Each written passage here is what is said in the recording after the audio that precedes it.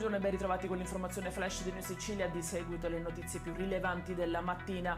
In apertura la situazione maltempo in Sicilia, le zone più colpite risultano al momento quelle del Catanese. A Missalbianco è stato necessario l'intervento dei vigili del fuoco per salvare un automobilista. A Palermo allagamenti e alberi in strada, nonostante la protezione civile regionale avesse diramato ieri per il capoluogo Trapani e Agrigento un'allerta arancione. Un peggioramento delle condizioni meteo è atteso dal pomeriggio. La Procura di Siracusa ha concluso le indagini sulla tragica morte di Vincenzo Lantieri, 9 anni, avvenuta il 27 giugno scorso a Palazzolo Acreide. Il bambino è deceduto dopo essere caduto all'interno di un pozzo privo di adeguate misure di sicurezza. 10 persone sono adesso indagate con l'accusa di omicidio colposo aggravato.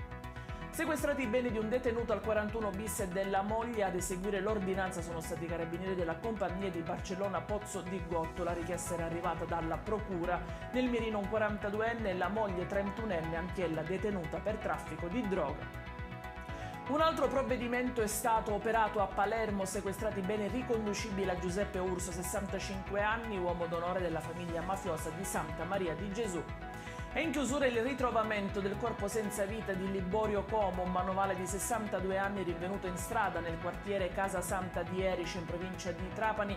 Il cadavere dell'uomo presenta alcune ferite riconducibili ad un'arma da taglio.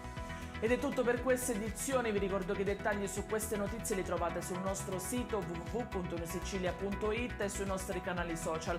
Grazie per averci seguito, vi ricordo l'appuntamento stasera alle 19:30 con nuovi aggiornamenti. Buona giornata.